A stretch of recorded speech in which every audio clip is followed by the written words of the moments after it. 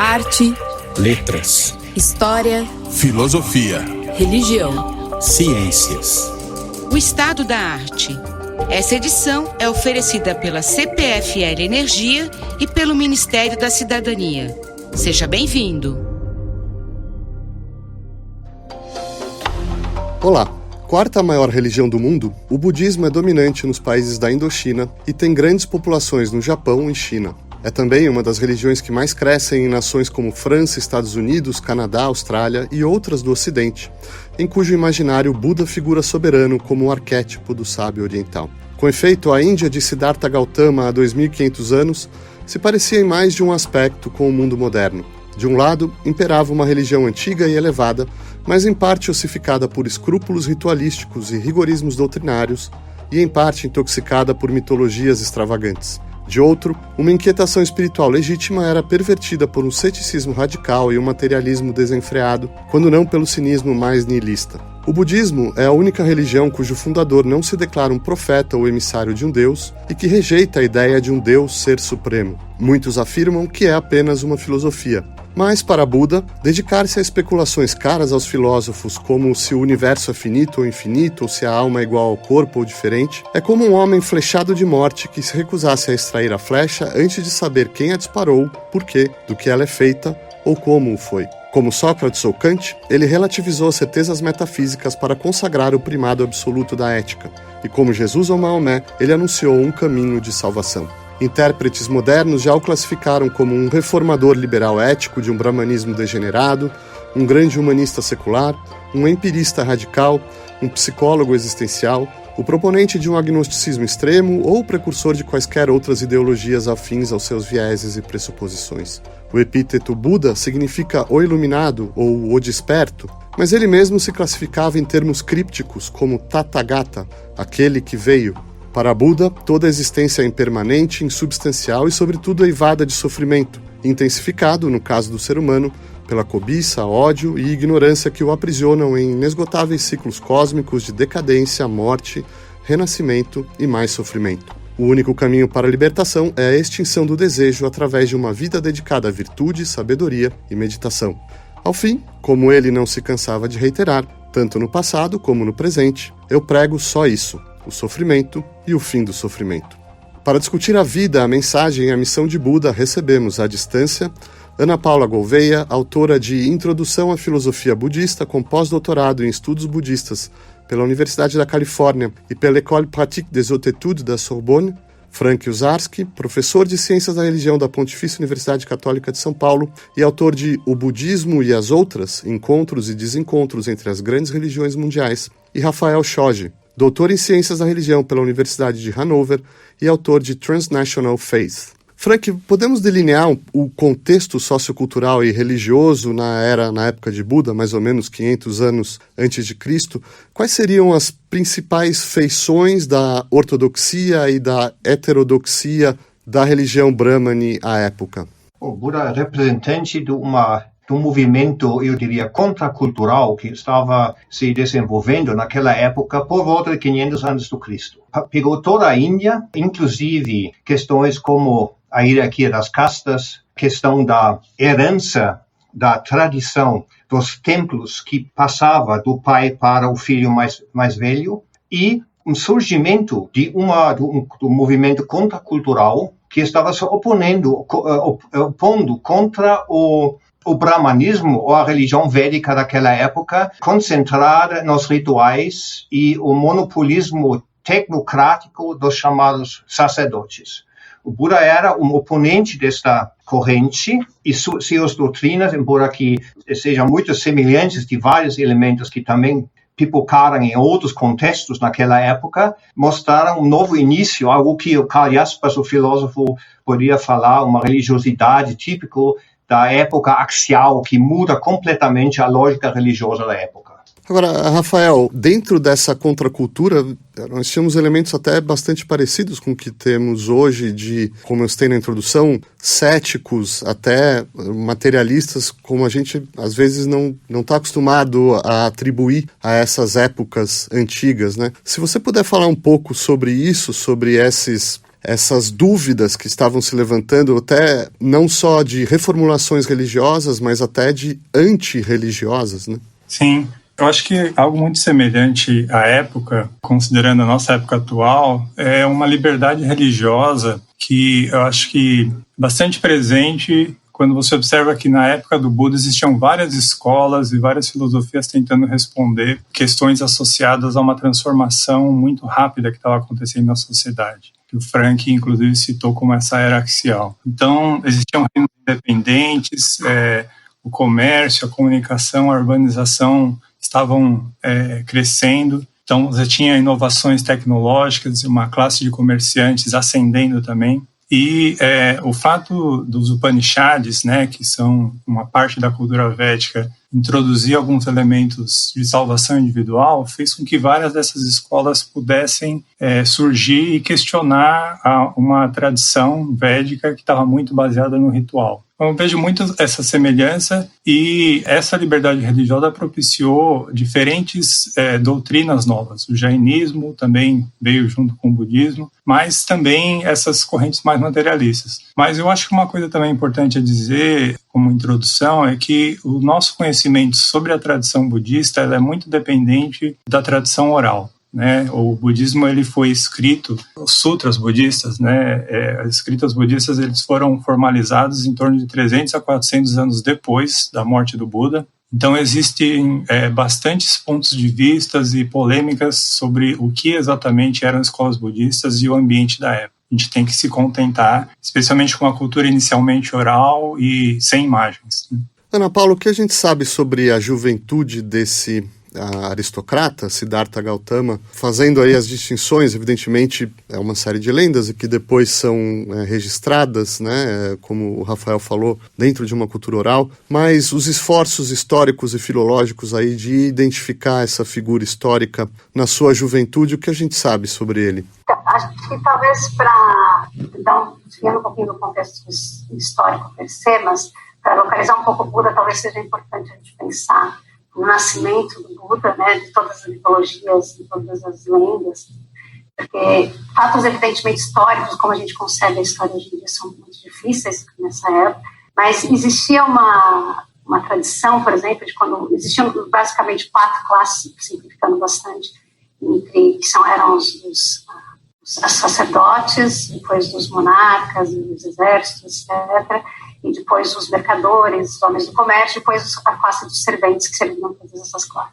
E Siddhartha Gautama nasce nessa segunda classe, né, dos monarcas, etc. Só que quando ele vai nascer, a sua mãe tem um sonho, e ela sonha que um elefante branco com uma série de características entra dentro do seu corpo, e o rei chama os sábios da época, os astrólogos, etc., para fazer uma interpretação daquele sonho. E eles interpretam que ali ele seria ou um grande monarca, que conseguiria dar continuidade, né, ao reino, ou ele seria um grande sábio que poderia atingir, que conseguiria despertar e inspiraria muitas pessoas, etc. E eles fazem essa interpretação, e o rei fica muito preocupado com isso. E ele fica preocupado com isso, e eles dizem que quanto menos ele tiver exposição a coisas que possam levá-lo a seguir o caminho espiritual, mais melhor será que ele pode continuar esse caminho. Eu estou falando tudo isso que é para eu poder dizer que a juventude dele, na verdade, acabou sendo dentro das muralhas do palácio, digamos assim, em que ele foi extremamente educado, as artes marciais, artes de uma forma geral, todas as ciências, ele teve toda essa educação extremamente bem educado, mas tudo isso dentro de um contexto muito preservado e muito fechado nesse sentido. Ele só foi sair do palácio depois de ter casado, uma série de coisas. Ele, então, se casa, salvo engano, por volta dos 15 anos de idade, tem um filho ali quase já com 30 anos de idade e renuncia a essa vida. Frank, o que o motiva?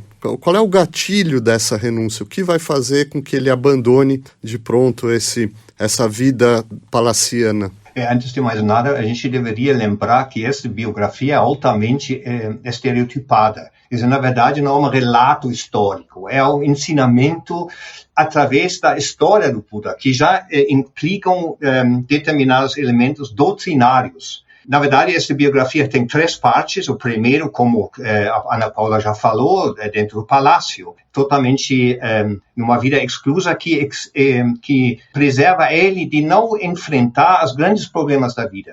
E qual é o grande problema da vida, do ponto de vista do budismo, é a impermanência. Então, todas as formas de impermanência que podem abalar ele. O rei, o pai, não quer que ele encontrasse esses elementos. A biografia continua, né, de maneira bem bonita, legendária, que ele vai fugir desta encapsulação, vai fazer 4, e o número 4 também é importante, 4 viagens noturnas ou excursões noturnas, onde ele vai encontrar elementos de sofrimento ou da impermanência. Primeiro, um velho, um doente e, no final, um cadáver. E ele fica completamente perturbado por causa dessa experiência, que tudo que ele desfruta dentro do palácio tem nada a ver com a vida real. E, no final, ele, na quarta excursão, ele vai encontrar um asceta ou uma pessoa meditando que tem uma irradiação serena, e ele pergunta ao seu companheiro lá, que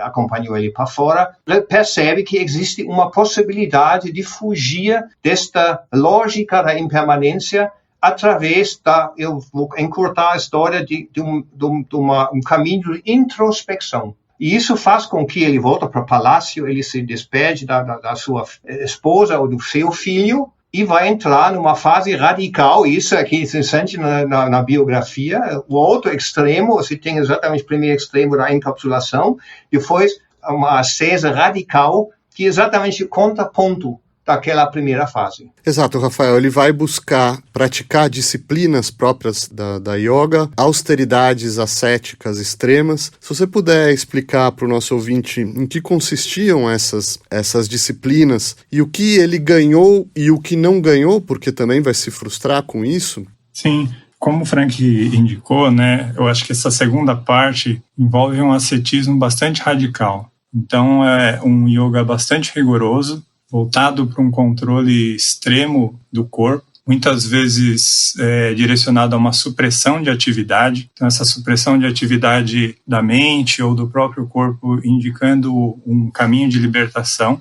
Mas existem também algumas heranças importantes do ponto de vista de métodos meditativos que foram aprendidos pelo Buda segundo os estudos budistas, né? Foi aí que ele conheceu técnicas voltadas para meditação, estados mentais sem forma, o que são conhecidos alguns estágios de meditação. Mas ele, indo nesse extremo, sentiu, assim, depois, adiantando, né, essa necessidade de voltar a um caminho do meio, né, que seria algo que superasse esse extremo entre o prazer e a satisfação e esse ascetismo mais rigoroso.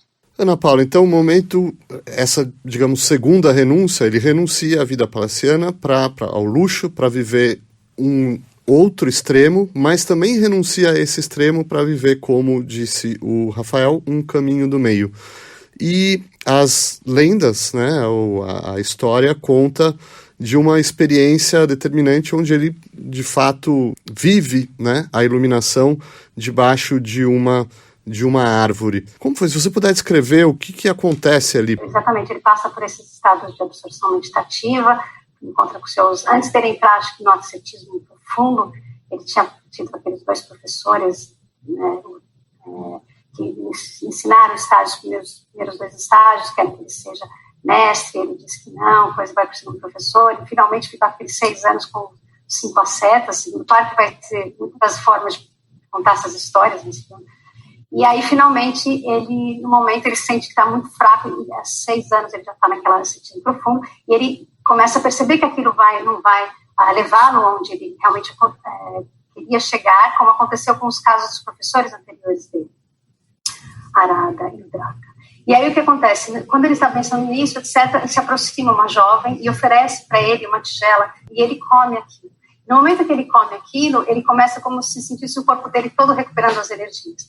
Os seus companheiros, as setas, interpretam aquilo como um estado de fraqueza, como se ele não tivesse conseguido manter a disciplina que eles tinham. Mas, na verdade, não é isso. Isso já era fruto da própria realização que ele já vinha tendo, ou que ele não conseguia ter, percebendo que aquilo, assim como não havia sido os outros, esse também não levaria onde ele queria. E ele aceita aquilo, ele come aquilo e depois ele vai até o lugar que hoje é chamado de Bodhgaya, senta-se debaixo da figueira, que depois recebeu o nome de ficus religiosa, e aí ele tem várias experiências, mas uma delas é que no momento em que ele senta, ele fala, eu não vou sair daqui enquanto não atingir a iluminação, enquanto eu não despertar. E aí, assim que ele se senta, dizem que há 5 momentos principais em que houve um tremor de terra, quando ele nasceu, quando ele foi concebido, quando ele nasceu, quando ele atingiu a iluminação, quando ele fez o primeiro girar da roda do Dharma, também quando ele faz o Parinirvana. Mas nesse momento ele senta, a terra toda treme, e como não é bem que ela treme nesse momento, ele vai tremer mais para frente, mas sente a presença dele e ele irradia uma luz muito forte.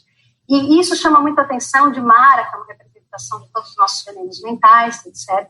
E ele se aproxima do Buda e começa a atirar contra ele, investir pedras e todos os tipos de coisa.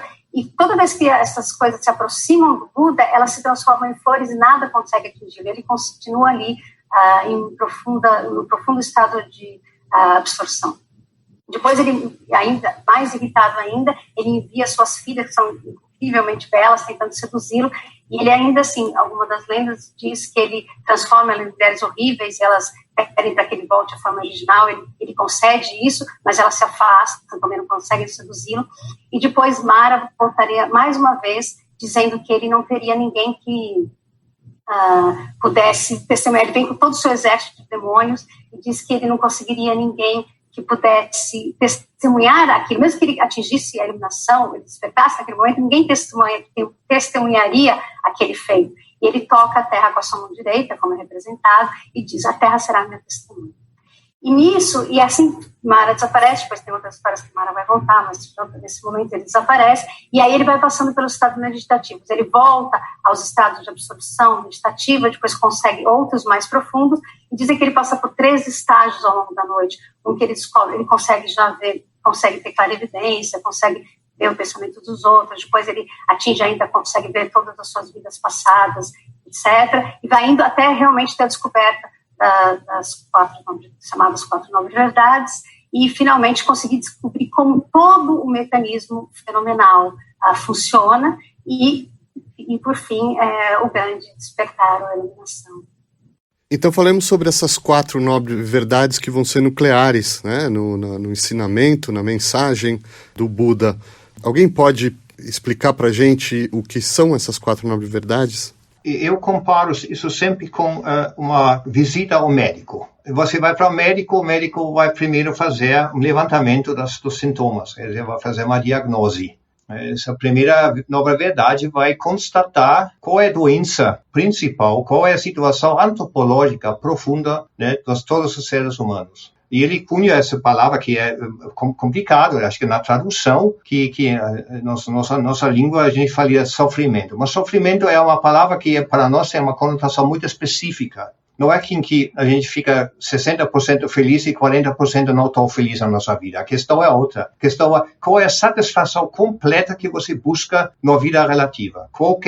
Mesmo que a maior felicidade, um momento de sorte, você sabe que vai acabar. Essa forma passageira de vivenciar, mesmo as situações mais felizes, é uma forma de insatisfação permanente, sofrimento. A segunda questão da anamnese, quer dizer, você vai procurar quais são as causas do seu sofrimento, que causam os sintomas. Então, qual é a razão do seu sofrimento? E aqui você tem elementos também muito técnicos. Eu vou simplesmente dizer, de maneira simples, que seu apego à vida relativa e sua ilusão que esta vida relativa vai satisfazer você em um determinado momento, isso é a causa do sofrimento. E essa identificação de alguém que está desfrutando este prazer. E a terceira questão da prognose, né? Você vai dizer o que você pode fazer, e faz sentido fazer alguma coisa para superar sofrimento. É curável ou não? Sim, é curável. Como? A partir de uma terapia, 4ª nobre verdade. Você tem que simplesmente aplicar determinadas técnicas, determinados mecanismos, que é o chamado caminho octuplo, que é composto por vários elementos, que se complementam para superar seu status de sofrimento. Então, Rafael, antes de entrar na parte terapêutica, vamos detalhar um pouco as duas primeiras nobres verdades, né? O sofrimento e a causa do sofrimento. Ele define 3 traços distintivos da existência, com perdão da pronúncia, anicca, dukkha e anatta, né? O que seria também, a tradução vocês podem me corrigir, mas a existência é impermanente, insatisfatória e insubstancial. Se você puder explicar para a gente essa análise existencial do Buda. A gente tem, dentro dessas perguntas, uma cosmologia, um mundo no qual é natural a percepção de múltiplas encarnações, né, de sucessivas vidas. Essas sucessivas vidas, elas têm uma condução ligada ao sofrimento, como o Frank mesmo colocou. E esse sofrimento, ele é indicado pelo termo samsara, né? Um ciclo de reencarnações. Então, dentro da própria iluminação do Buda, existe um episódio no qual ele relembra todas as suas vidas, e não só vidas passadas, mas vidas em diferentes mundos, porque dentro do contexto da cosmologia budista, o céu, o inferno e outros mundos também existem como vidas possíveis, né? Dentro desse universo, a solução, o problema da salvação tem a ver com escapar desse samsara, né? Escapar dessa vida de sofrimento, desse eterno ciclo de reencarnações ou renascimento, como depois o Buda vai usar. As soluções para isso têm muito a ver, no contexto da época, com uma identificação com um princípio cósmico, ou da alma, né? O Atman, na verdade, nesse contexto, o termo mais correto é Atman, com um princípio cósmico hindu, né? Brahma, um princípio impessoal. O que o Buda traz com esses três elementos é algo que indica que esse eu, que seria uma essência permanente, né? Que ele não existe no contexto budista, que todos os agregados que compõem a pessoa, eles são impermanentes, né? Então, é a questão da impermanência, e que o conhecimento sobre isso leva à libertação. Para outra dificuldade, Ana, para nós, é entender essa ideia de que a causa do sofrimento está nos nossos anseios, nos nossos desejos. Como entender essa ideia de que justamente aquilo que nos move, nossos anseios, nossos desejos, são justamente a causa do nosso sofrimento? Existe essa perspectiva, né, é importante clarificar uma coisa, talvez, que esses desejos, da forma como eles se manifestam para nós, eles são oriundos, digamos assim, de um não saber, de uma ignorância, né? E como o Vasubandhu, por exemplo, diz no Dharmakosha, ele vai dizer, esse não saber que nós temos, essa ignorância que nós temos, ela não é uma ignorância passiva de simplesmente nós não sabemos. É um conhecimento errôneo que, na verdade, funciona como uma força contrária ao próprio saber, ao verdadeiro saber. Então, eu acho que é muito importante, sempre quando nós pensamos nisso, pensar até que ponto nós realmente somos capazes, somos honestos o suficiente para saber se, mesmo essas nossas crenças, por exemplo, mesmo que nós tenhamos uma vida super afortunada, uma das formas de classificar o sofrimento, talvez fique mais claro, às vezes são classificados em 3 tipos de sofrimento. É o sofrimento do sofrimento, o sofrimento sobre o sofrimento da impermanência de todas as coisas, e o sofrimento que permeia todas as coisas. Então, por exemplo, o sofrimento do sofrimento é um sofrimento que está baseado em qualquer tipo de dor que nós tenhamos, física, mental, etc., que pode sempre piorar ou não. O sofrimento da impermanência, mesmo que nós tenhamos, por exemplo, agora uma condição, temos o emprego dos sonhos, parceiros, etc., tudo que qualquer coisa que nós queiramos, mas isso necessariamente é impermanente. E o que permeia todas as coisas é simplesmente o fato de nós sermos, a nossa constituição em si, ela é passível de sofrimento. Por exemplo, o fato de eu ter um corpo, eu colocar a minha mão em cima da vela, faz com que eu seja queimada e eu sinta dor. Então, o simples fato de eu ter esse constituinte, por exemplo, é uma forma de sofrimento.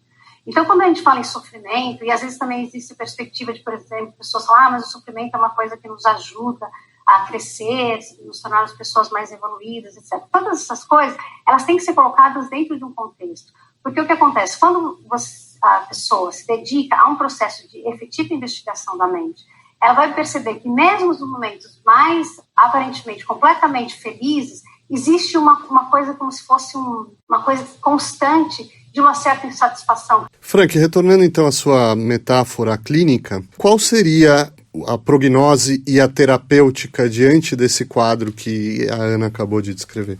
Como nos libertar do sofrimento? Sim, primeiro, o budismo é uma religião, diferentemente das religiões que trabalham. O budismo, eu diria, o budismo é primitivo, entre aspas, né? Depois tem outras formas de budismo, onde o budismo se apoia a ideia da graça, que existe um salvador, existe uma força que poderia salvar você da sua situação existencial, que o budismo primitivo não conhece. Ele atribui todo o potencial salvífico ao indivíduo, ao praticante. Quer dizer, o budismo, e por isso eu acho que faz com que ele seja bastante atraente para muitas pessoas no Ocidente, é um conjunto de técnicas, um caminho composto por vários elementos. Então, esse caminho óctuplo, ele é composto por 3, vamos dizer, blocos. Um tem a ver com atitudes.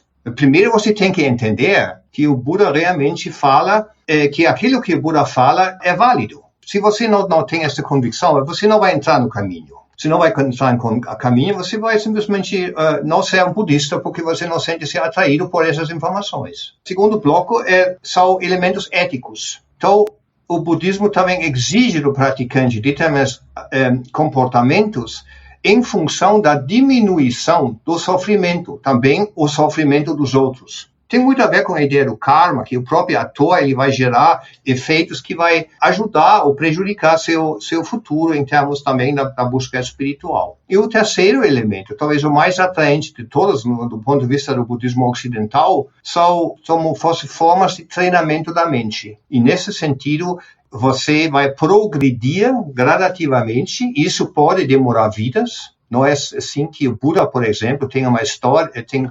575 histórias, chamadas Jatakas, que falam sobre as vidas anteriores do Buda como único interesse. Como este ser, no final, se iluminou, como ele conseguiu chegar a um status que forneceu para ele essa possibilidade. Alguém pode nos definir para o nosso ouvinte essa concepção do Nirvana, que é outro termo que está no nosso imaginário, mas é difícil de ser capturado ou intuído. O que era exatamente essa ideia do Nirvana? Na verdade, a palavra Nirvana em si, ela carrega esse significado de extinção. Então, um dos exemplos que é dado é, por exemplo, quando você apaga uma vela, o que acontece com a chama? Para onde é que ela vai?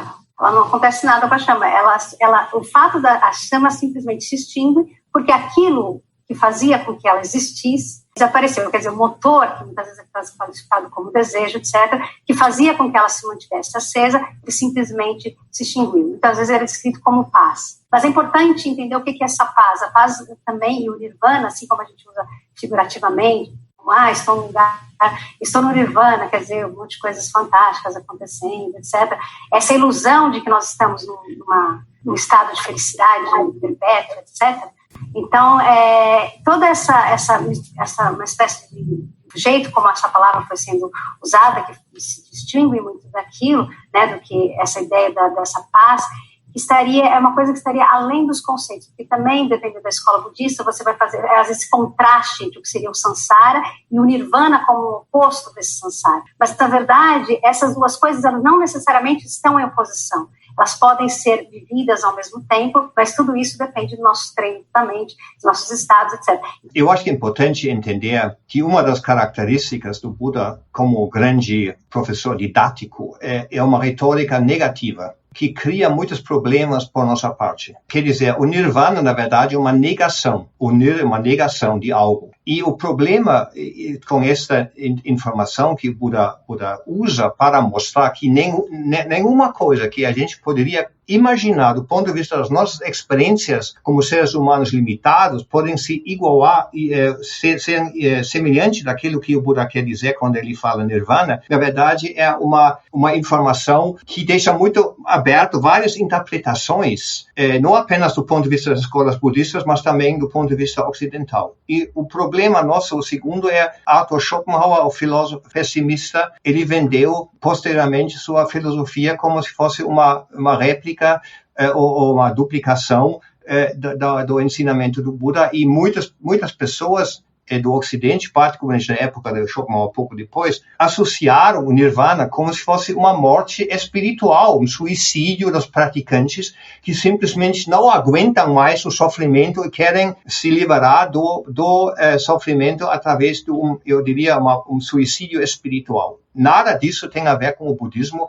E nenhum budista que pratica e representa o budismo, as escolas do budismo, confirmaria essa interpretação. Rafael, nós estamos falando das ideias, da doutrina e de todo esse ideário que se desenvolve a partir da experiência da iluminação de Buda, mas vejamos agora como isso começa a se encarnar, porque ele tem dúvidas inicialmente se ele deve seguir ensinando essa doutrina para o mundo ou não, mas decide por sim, né? E começa a formar uma comunidade de discípulos em torno dele que vão depois propagar essa doutrina chamada Sangha. Você pode apresentar para o nosso ouvinte um pouco quem foram os primeiros discípulos, né, as características dessas pessoas que vão ali, estar ali em torno ao Buda, quais as rotinas e práticas dessa comunidade? Os primeiros discípulos têm a ver com os companheiros dele, como a Ana Paula mesmo citou. Alguns familiares também entram na Sangha, né, nessa comunidade budista. É importante lembrar que o Buda se iluminou e depois ensinou por cerca de 45 anos, talvez, a tradição, porque ele vem a falecer com 80 anos, então não é pouco tempo, é muito tempo. Muitos estudos budistas mostram que existem camadas diferentes de interpretação e reinterpretação dos ensinamentos budistas pelo próprio Buda. E o Buda ele tinha uma qualidade de conseguir direcionar o discurso para a comunidade e para a pessoa com a qual ele estava falando. Então, entre esses discípulos existiam renunciantes que estavam em busca de um caminho, de um guru. Existem adeptos de religiões védicas, existem filósofos com especulações mais metafísicas. E dentro do contexto da tradição budista, o Buda sempre sabia o que dizer na hora certa, para a pessoa correta. Então, é um pouco difícil generalizar essa comunidade. Eu acho que ela é bastante diversificada quando a gente vê os textos. A prática dessa comunidade original, ela parece que está direcionada a escutar esses sermões do Buda. Existiam épocas específicas de retiros, especialmente as épocas de chuva, né, devido à questão geográfica de nessa época ser muito difícil a viagem a pé, mas existia também essa comunidade bastante voltada para uma peregrinação constante, ou seja, era uma comunidade itinerante, né, que andava entre os lugares no norte da Índia na época seca. E esses sermões, esses retiros, essas peregrinações, eles eram suportados por doações e contribuições da comunidade leiga. Então a comunidade leiga, ela foi integrada ao budismo, mas existe, nesse budismo primitivo, uma diferença muito grande entre o que significa ser um monge e um leigo. O leigo tinha como pressuposto praticar a ética, mas, em geral, ele não era entendido como alguém que estaria destinado à iluminação, ao nirvana. Ele estaria destinado a um nascimento com melhores condições em vidas futuras para o nirvana. Depois o budismo Mahayana vai reinterpretar muito dessa questão, dessa diferença entre o leigo e o monge. Vai reinterpretar também a diferença entre nirvana e samsara, mas nesse início essa comunidade ela é bastante dividida nessas duas classes, né, dos monges e dos leigos. Os monges mais voltados então para sermões, retiros, peregrinações, diferentes tipos de meditação, e os leigos muito voltados para a prática ética e doações e contribuições à comunidade budista. E Frank, ele vai enfrentar certas resistências e vai fazer também certas críticas ao brahmanismo, mas eventualmente outras congregações religiosas, escolas filosóficas. Se você puder ilustrar um pouco que tipo de atrito que está ali em jogo, quais são as críticas dele e eventualmente quais são as críticas que ele sofre também. Como eu já falei no outro momento, mas no início, era uma época de pluralismo religioso. Então havia muitos elementos que estavam circulando, e filosofias em contradições, brigas, entre aspas, a respeito de determinadas concepções que estavam no ar naquela época. E isso gera, obviamente, diria, polêmicas e esclarecimentos. Uma das técnicas do Buda é simplesmente se silenciar diante das alternativas. Nesse sentido, diminuindo também a confusão dos próprios discípulos, que sempre mostraram uma curiosidade em questões metafísicas, por exemplo. Algo que o budismo primitivo rejeitou como elemento principal dos ensinamentos. Mesmo assim, há determinadas rejeições da religião predominante da época. Então, o budismo ganha, na verdade, identidade como sistema religioso, através de criar fronteiras e oposições a outros elementos que estavam circulando. Um dos pontos principais é a questão do ritual, por exemplo, as questões dos brahmanes. Os textos mais antigos do budismo palicano, o Cânon de Pali, mostra que quando brahmanes mais ascéticos estavam o tema do discurso, eles foram relativamente respeitados como buscadores espirituais. Brahmanes, eu diria, apaixonados pela ritualística, eles foram mais polemizados ou rejeitados. Então, aparecem nos todos os textos alguns elementos que deixam muito claro quais são os pontos nevrálgicos da diferenciação entre o hinduísmo e o budismo. Então, o budismo, por exemplo, a questão muito principal é a questão das castas. O budismo rejeita as castas, que é uma ameaça para os brahmanes, que, como primeira casta privilegiada, obviamente não gostavam muito desta doutrina, uma pessoa que estava circulando pela Índia questionando a legitimidade das castas. E, por outro lado, obviamente, no momento em que o imperador Ashoka, terceiro século, segundo século antes do Cristo, começa a se tornar um promotor ou um protetor do budismo e transforma o budismo na sua religião do governo do país, aqui os brahmanes ficam mais alarmados, obviamente. E existem depois retrocessos. Alguns reis maharajas locais começam a refortalecer o hinduísmo em detrimento ao budismo. E um dos maiores problemas para a história do budismo na Índia, você sabe que o espectador, o ouvinte deve saber que o budismo desaparece quase por íntegra da Índia e torna-se principal em outros países asiáticos. Hoje mesmo digamos, menos de 1% da população indiana é budista. Tem alguns elementos aqui, porque no passado recente o número cresceu um pouco pelos imigrantes tibetanos, pela conversão em massa de pessoas sem casta que acham o budismo uma saída.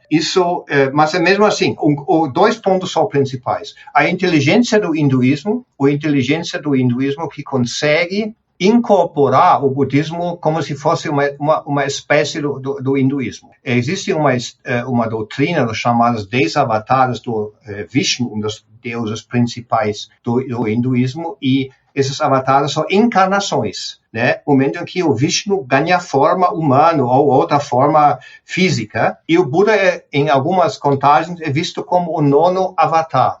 Como se fosse o Buda seria uma espécie de reformador do próprio hinduísmo. Com isso, simplesmente você diminui a fronteira e a possibilidade que o budismo apresenta-se como alternativa ao hinduísmo. A grande força integrativa do hinduísmo. O segundo elemento é o Islã. O Islã chega já no século VII na Índia, hoje Paquistão, na região do Paquistão, e destrói os grandes centros da erudição do budismo.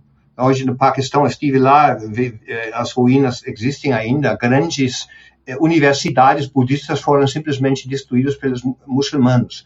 Então aqui você tem sempre concorrências e hostilidades no mundo religioso. A grande vantagem do budismo nesse sentido, embora que seja uma religião universal, ele não necessariamente é uma religião ativa no sentido de missão. Ele não apresenta-se como uma concorrência de alguém que ativamente procura novos praticantes no mundo. Ele tem a sua atração por causa disso também, porque ele não se apresenta no sentido ofensiva ou agressiva como religião proselitista, mas ele tem eu diria, hesitação de se tornar algo em concorrência e competição com outras religiões. Certo. Ana, eu queria voltar a um ponto que o Rafael já mencionou, que é essa relação com os leigos, porque me parece que uma das questões que já emergem à época, que nos interessa muito e a todos os nossos ouvintes que são leigos, é, de um lado, como os leigos são chamados a viver essa iluminação, né? Se é só uma figura de segunda classe que está destinada a simplesmente alimentar a materialidade materialmente, uma elite de monges, né? Ou se, por outro lado, é possível viver também o seu próprio, nós leigos, um caminho de iluminação. E o outro ponto é também a relação do budismo com a sociedade civil, porque talvez uma das críticas à época, mas que também hoje pode ser levantada, é de que o budismo levaria ao quietismo, à apatia, ao imobilismo social. Uma grande pergunta, tentar responder de alguma forma, de uma determinada perspectiva.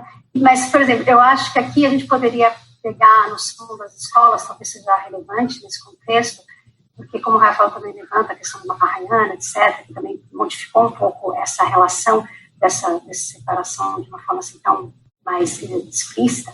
Claro que todas essas, falando, por exemplo, nas três, talvez eu vou chamar de três principais escolas agora, mas vocês podem adicionar outras coisas, corrigir, como forem ver, mas eu vou colocar entre o Shravakayana, que inclui Theravada, certo? O Mahayana e o Mantrayana. Mas o que acontece, por exemplo, quando nós falamos de um dos venenos da mente, às vezes são 5 venenos da mente, que são chamados, ou 3, ou outras variações, mas normalmente que seria a ignorância, o apego, a aversão, o orgulho, a inveja, como principais kleshas, né, venenos da mente. Então, se nós pegarmos, por exemplo, a relação que nós podemos estabelecer com o apego. Então, dentro do caminho Shravakayana, por exemplo, claro que todas essas 3 escolas vão trabalhar com todos isso que eu vou falar agora, mas talvez o foco seja um pouco diferente entre as 3. Então, por exemplo, no Shravakayana, os leigos, quando você fala sobre o desejo, existe você sabe, todas as escolas sabem que isso, o desejo não é uma coisa que vai levar à felicidade ou à iluminação, mas ao mesmo tempo, então por isso ele de alguma forma ele procura abandonar o desejo, de alguma forma. Então aí você vê que existe como nós sabemos por experiência própria, o quão difícil é nós conseguirmos mudar os nossos próprios hábitos. Então se você estiver completamente imergido num ambiente, digamos assim, que não é propício para isso é praticamente impossível. Então, quanto mais você conseguir estar imerso nisso, melhor, certo?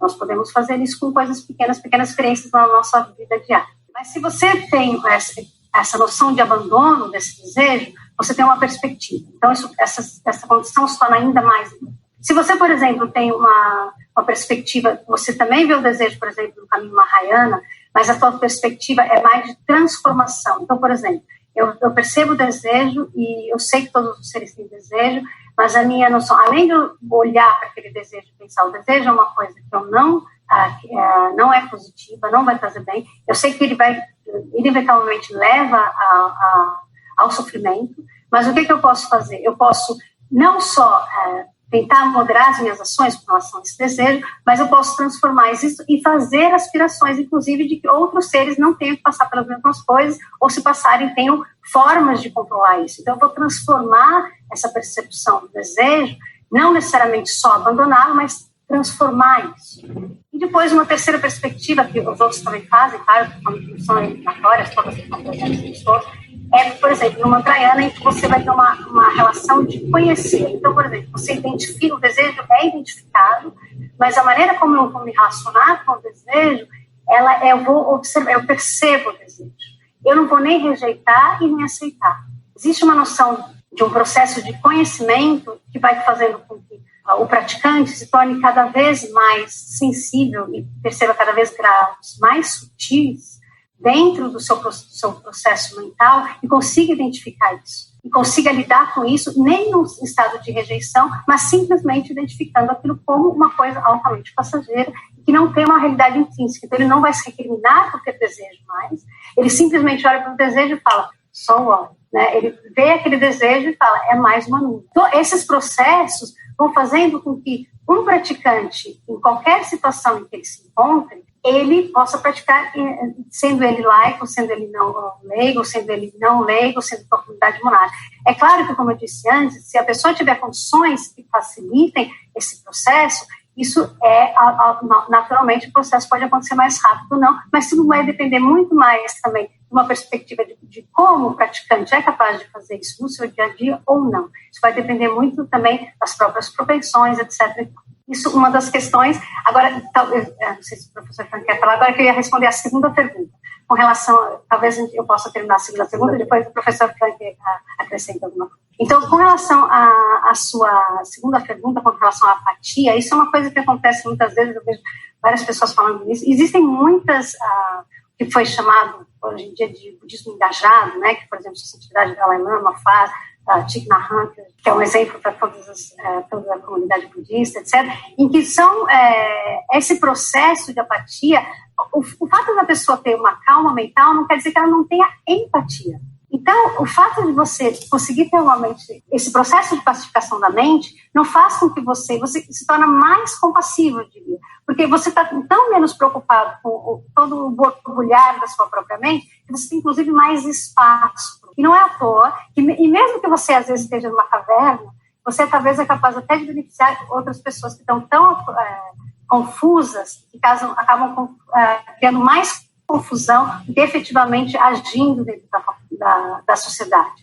Então, essa noção de apatia é um mito, ao meu ver, e existem grandes mestres que provam isso com as suas ações no mundo, em todas as áreas. Inclusive, por exemplo, a gente pode pegar o exemplo da Cancer Foundation, que trabalha desde coisas budistas, coisas não budistas, ajuda de pessoas sem terra, ajuda de pessoas com necessidades, reconstrução de coisas. Quer dizer, existem muitas instituições budistas que efetivamente atuam na sociedade, além do código ético, obviamente, que a Sociedade Dalai Lama cansa de falar da ética do mundo, escreveu um livro sobre isso, participou de vários eventos falando especificamente disso, dessa questão de uma ética do mundo que valeria não só para uma determinada a nação, mas que valeria para todas as nações, de como tratarem dos outros, etc. Então, eu acho que essa noção da apatia e desse está isolado, não agir, é um mito que deveria ser rapidamente dissolvido. Eu gostaria só de lembrar, três coisas muito simples. Sempre havia o engajamento dos budistas na sociedade. Isso vale já para o budismo Theravada, que normalmente faz uma distinção muito clara entre monges e leigos. Os mosteiros, por exemplo, até hoje servem como escolas para o povo. As pessoas vão matricular os filhos, mesmo que eles não sejam monges depois, nas próprias escolas. Então, uma das tarefas, entre várias outras, na sociedade tradicionalmente budista, um engajamento social por parte dos monges. Segundo aspecto, a questão da compaixão. A Mahayana Budismo, por exemplo, cria muito cedo já diversos Mahayana Budismo no Extremo Oriente, né, China, Japão, Coreia, hospitais para animais. Né? Ele cuida dos animais, então é uma manifestação da preocupação com o bem-estar de outros seres ao redor da própria vida budista. E o terceiro aspecto, rapidamente, é a questão do budismo engajado. Um dos aspectos que motiva o budismo engajado, ou serve como uma justificativa, é a questão seguinte: você não vai se desenvolver individualmente quando você vive uma sociedade que sofre, uma cidade que é poluída, uma sociedade violenta, injusta. Toda essa atmosfera, você é conectado com esses elementos. Então, se você se engaja politicamente, você se engaja para a sua própria possibilidade de se envolver espiritualmente mais rapidamente. Muito bem, temos pouquíssimos minutos para fazer uma rodada final. Vou colocar algumas cartas na mesa para vocês fazerem as suas considerações. Podem escolher alguma delas ou tirar uma do bolso. Fiquem à vontade. Mas sobre a mensagem de Buda hoje, o que ela tem a nos dizer hoje? Ou talvez, se vocês quiserem falar sobre mitos e verdades na cultura popular em torno à figura de Buda e do budismo, ou perspectivas para o futuro, né? O que esperar agora nesse terceiro milênio da mensagem de Buda. Então agora fica com vocês, Rafael. Eu acho que vale a pena continuar um pouco as respostas até que a Ana Paula e o Frank deram, porque acho que é importante entender que o budismo ele é hoje ainda uma religião predominantemente asiática. Está falando de mais de 90% na Ásia, né? É assim, muito mais até. Então, dentro desse contexto histórico, eu acho que pela Ásia, a ética é o ponto de entrada no budismo. Então, acho que pode ser surpreendente para a maior parte dos budistas ocidentais, mas a maior parte dos monges e dos leigos não medita dentro da Ásia. Então, a maior parte dos budistas, ela tem uma percepção que a ética é uma porta de entrada, e isso sempre foi importante nos ensinamentos budistas. Então, a ética como sendo uma preliminar importante para que se atinge a meditação e a sabedoria. Eu acho que essa perspectiva tem muito a ensinar. Eu acho que foi indicado pela Ana Paula, pelo Frank, a questão do budismo engajado, mas eu acho que existe essa necessidade de ver que a porta de entrada no Ocidente é a meditação, mas ela tem sido usada de uma forma muitas vezes mais individualista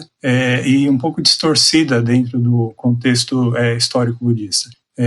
Eu acho que falta aqui essa necessidade de ver a tradição budista fora do budismo ocidental, para muitos budistas ocidentais. Isso eu acho que traz bastante aprendizado e humildade também, de uma história muito longa, com milhares de anos, com dezenas, centenas de línguas, centenas, dezenas de nações hoje, comunidades diferentes, tipos diferentes. Então, às vezes, a gente tenta resumir um pouco. Eu acho que o budismo primitivo traz um pouco isso, mas mesmo a figura do próprio Buda, talvez para finalizar, reforça, e ele mesmo colocava isso, e por isso que ele não foi representado durante centenas de anos, ele mesmo colocava que o Dharma era algo em constante evolução, em termos sociais, em termos políticos, que as pessoas deveriam e poderiam pensar por si, aproveitar aquilo que entendiam como algo que encaminhasse para a iluminação. Eu acho que esse recurso desses diferentes escolas, diferentes comunidades, diferentes tradições ainda precisa ser mais disseminado e divulgado para quem, de fato,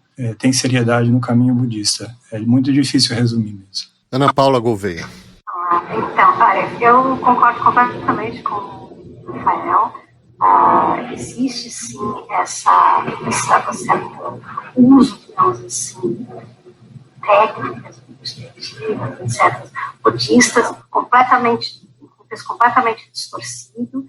Até a gente, a brincadeira do Californian Buddhism, né, desse budismo californiano, cada um faz uma coisa e acha que está fazendo budismo, etc. Então, existe realmente isso, e eu acho que é muito importante ser salientado. E não só isso, existem também mestres, digamos assim, ou chamados mestres, que se autopromovem como professores budistas, às vezes mal intencionados, às vezes não, às vezes simplesmente acreditam que podem, e ainda que não estejam preparados, digamos assim. Então, existem vários aspectos aí que são muito importantes serem considerados. Ao mesmo tempo, eu acho que é muito importante nós levarmos em consideração que existe também muitos mestres autênticos que estão aí. E a questão, por exemplo, que eu acho talvez relevante agora comentar nessa questão da distribuição do budismo, né? E com a invasão ou revolução cultural chinesa, o que aconteceu? Na verdade, todos os mestres budistas tibetanos tiveram que sair da China, né? Foi invadida e depois no começo foram refugiados na Índia, depois acabaram se espalhando por todo o Ocidente, e na Europa, nos Estados Unidos, no Brasil, e assim por diante, por todos os lugares. Inclusive no Brasil tínhamos Charito Campuche, também dessa mesma leva, etc. Então, é importante nós compreendermos que esse processo, ele tem esse lado, essa distorção da coisa, mas também tem um outro lado que vários mestres começaram a entrar, as pessoas começaram a ter acesso a mestres autênticos também por outras vias, não só pelo budismo tibetano, mas por outros budismos. Acho que os professores também podem falar mais sobre isso, mas é uma questão que eu acho importante levantar, só que isso de uma forma geral. Agora, dentro das comunidades que já são autênticos, digamos assim, representantes do budismo, uma coisa que eu acho que é muito importante, talvez, ser salientada é a questão do sectarismo interno. Por exemplo, a escola é diferente, achar que a sua escola é melhor que a outra. Isso é contra os ensinamentos de Buda, já começa por aí. E que existem perspectivas de achar, por exemplo, cada escola vai ter as suas, né? E então, todas essas perspectivas, ela tem o seu valor. Frank Uzarski. Interessante, Ana Paula. Eu vou só dizer, para um cientista da religião, a questão da autenticidade religiosa não se coloca. Isso é muito difícil. Quem define o que é autêntico, o que é budismo autêntico, depois de 2.500 anos, com toda a liberdade que é praticada hoje, né? Mas alguns elementos acho que são interessantes. Eu acho que o budismo é muito compatível, eu falo agora mais com o budismo ocidental, com a modernidade. Quer dizer, a questão da liberdade individual, a questão da não insistência a uma verdade absoluta dogmática.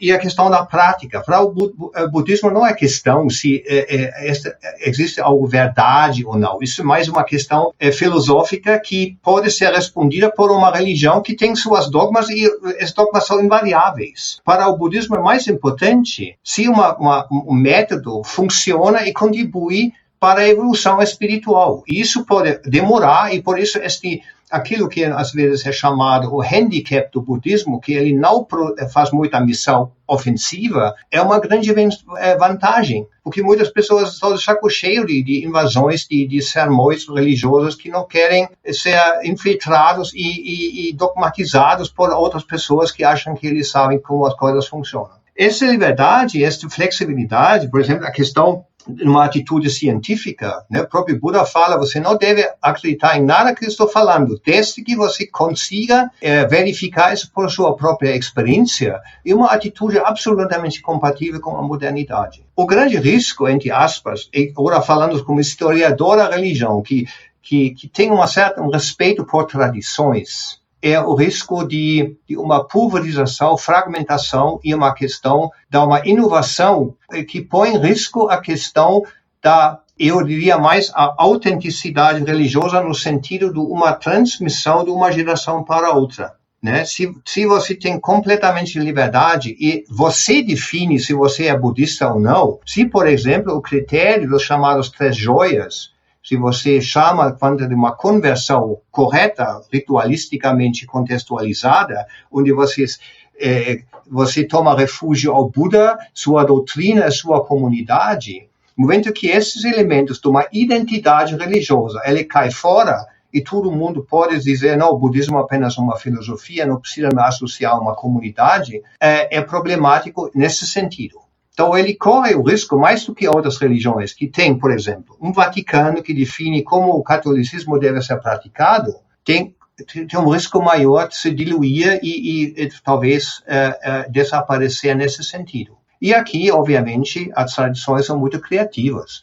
Todos os budistas tibetanos aqui, as grandes escolas no Ocidente, aprenderam como dialogar com o Ocidente. A questão o público é capaz de realmente mergulhar por essa profundidade que talvez esteja por trás, por simplesmente não fazer parte. O que significa, por exemplo, ser budista e acreditar em reencarnação. Depois de uma conversão de 30 anos, você se converte ao budismo. Será que você sente a mesma coisa diante de um falecido, como o budismo nativo se sente, sabendo, desde pequeno, nascendo no DNA quase, que isso não é o fim da vida. Enquanto você vive numa religião linear que não conhece reencarnação, isso você engoliu nos seus primeiros anos de vida, isso é sua experiência de vida, que não muda apenas por uma simples afinidade a uma ideia, né, que não tem sustentação